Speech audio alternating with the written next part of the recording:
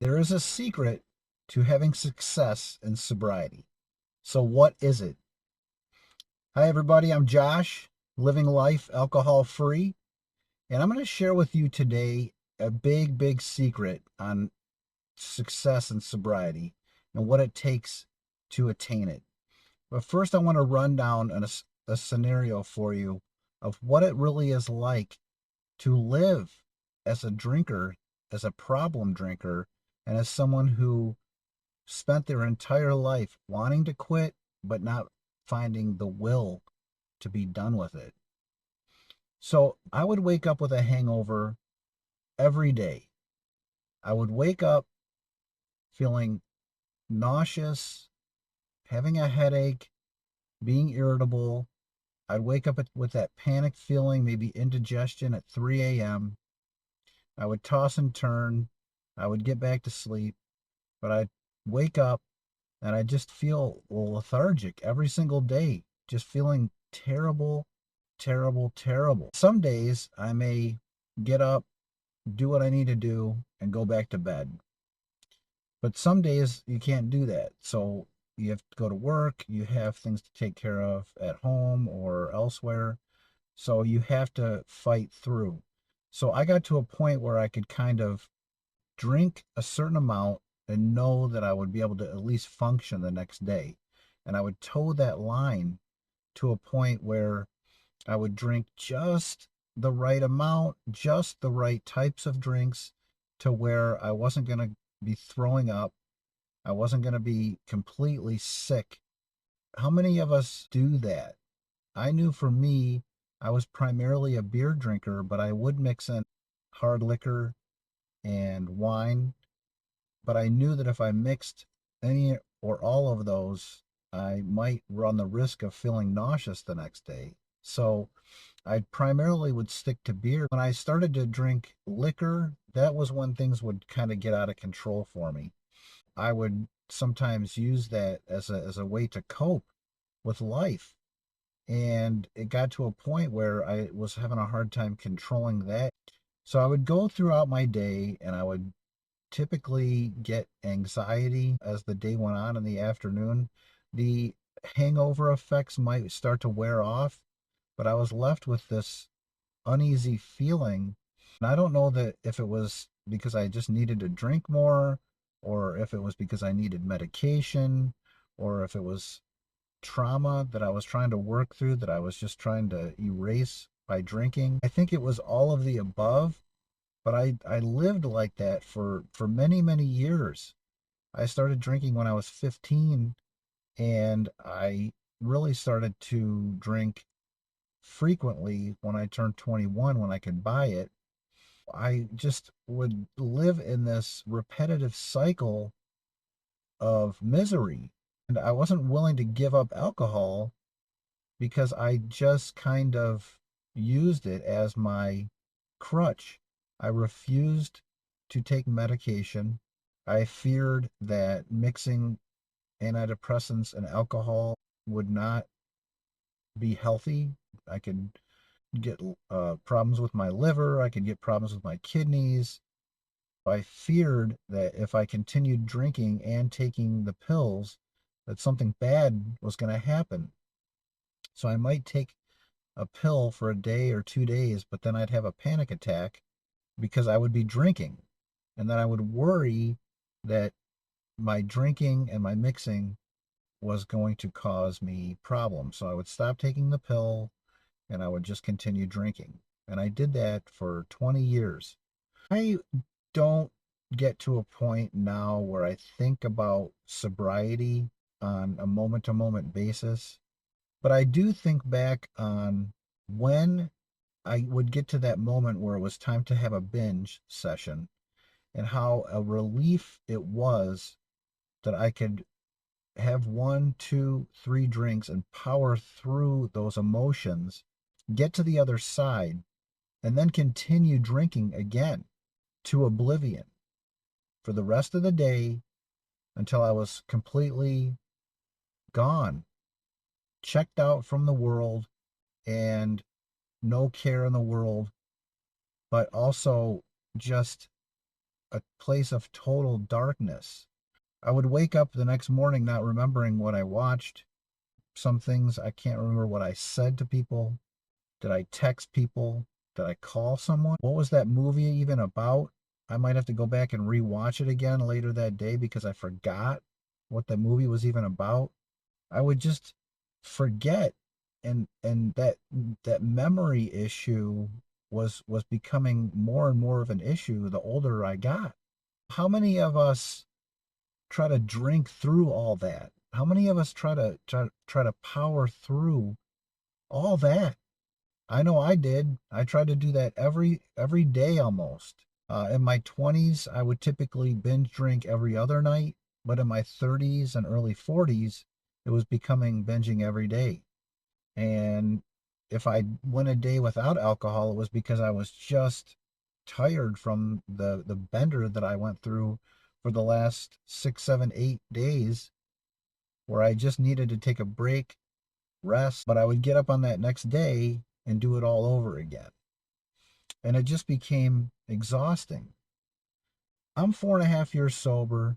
I got to a point probably around year 3 where I wasn't thinking about alcohol and my sobriety when things would go well for me.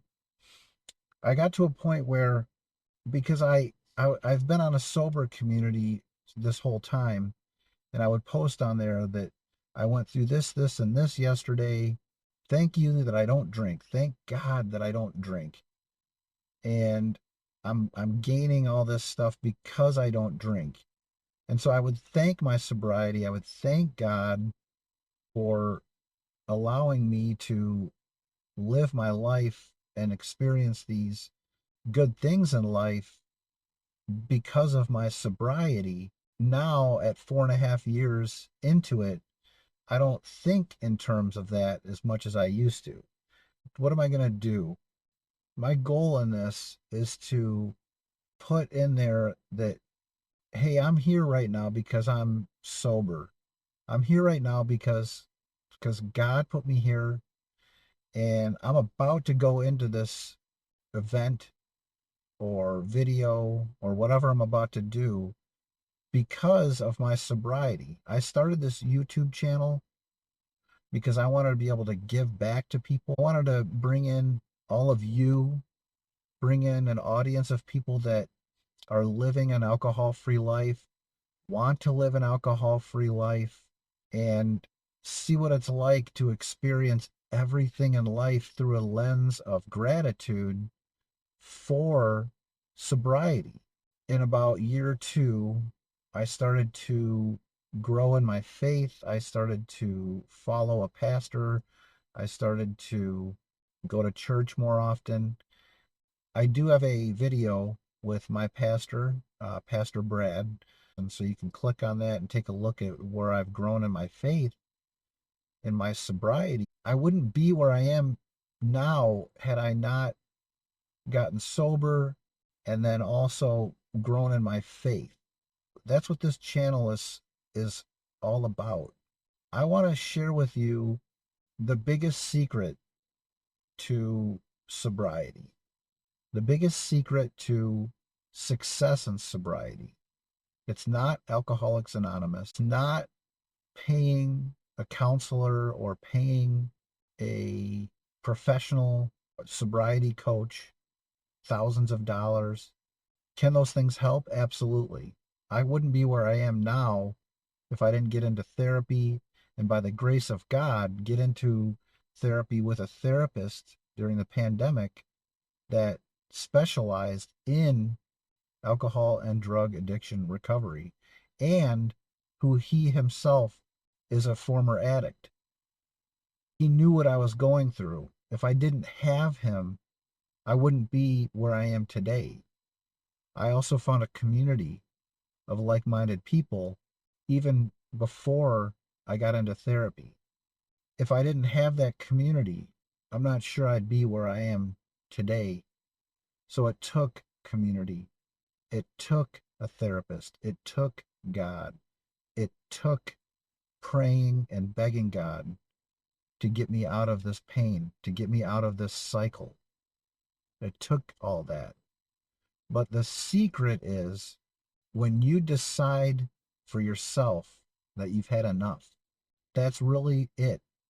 I decided I had enough waking up because I woke up my last day after my last bender with a heart rate of 120 and it wouldn't go down all day. And it was actually 2 days later, I was still feeling like it was over 100. I was panicked. I felt like I reached a point in my drinking that my body was telling me, you can't do this anymore. You can't continue to abuse this body anymore. And it took that for my brain to catch up and say, I hear you. So my brain and my body were together on this. And that's what it took. So I found every available resource that I could. Everything that I knew, I put it to work. I researched, I found a book, I made a therapy appointment. I went to that therapy appointment a week later. By then, I finished the book, I joined a community, I talked about my feelings with my wife. And on that first therapy visit, I was planning on going home and drinking afterwards, and I shared that too with my therapist. And he told me, go home, have your one, have your two, have your three, think about where you are and how you feel. I went home, I hugged my wife and daughter, and I said, I don't think I want to drink this beer that's in the fridge. So I didn't. That beer stayed in the fridge for 4 months before I dumped it all out. I didn't need it anymore. I didn't want it anymore. And I made a conscious decision to say, I am done.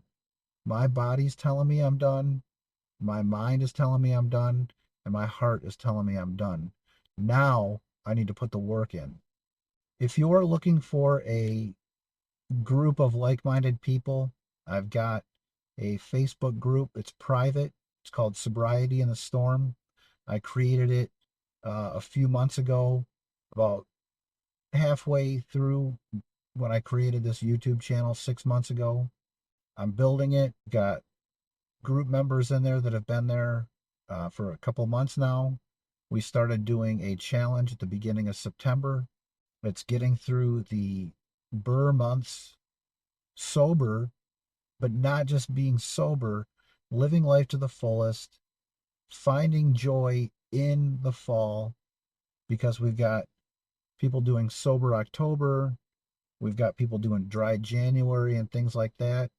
And I figured since September, October, November, and December all end in Burr, let's do 121 days and let's share our experiences in sobriety and experience life going into these events like Halloween and Thanksgiving and Christmas, whatever else that you celebrate or don't celebrate, but going into these occasions with groups and not using alcohol, because this 4 month period can be stressful for people, very triggering. Families around that you don't see all year round. There's drama, there can be, and there can be all kinds of feelings that come up. You see people drinking, you automatically start feeling like, do I want to drink?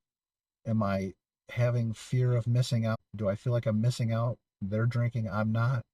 All these kinds of situations that you're looking at, but you can look through it through a lens of, hey, I choose not to drink today. I made that conscious decision. I didn't need to go to AA. I didn't need to go to this group meetings. I didn't need to go do all these things. I made the decision for myself and I found the tools that worked for me. And that's what happened. I didn't know, like, when I decided I was going to quit drinking, because I didn't plan on quitting drinking 100% at the beginning of this. My goal was to be a moderate drinker, kind of be able to control my drinking, have one or two and be done. But as the days went on and I was finishing that book and I was doing therapy, I thought to myself, do I really want to even have one? Because that's going to ruin what I've already gained. The secret is not what we imagine it to be. We think it's all these things. We think it's got to be this, it's got to be that, it's got to be this way and that way. And the truth is, whatever works for you and keeps you on this alcohol free path is all that matters. That you made the conscious decision for yourself that you're done. That's the secret. I hope I hope you all enjoy this video. I hope you all enjoy being alcohol free. I hope to see you over at my Facebook group. Like and subscribe. Everybody that comes on here that supports this channel, you, my audience, I appreciate every single one of you. And thanks for being here. And I hope you all have a great day.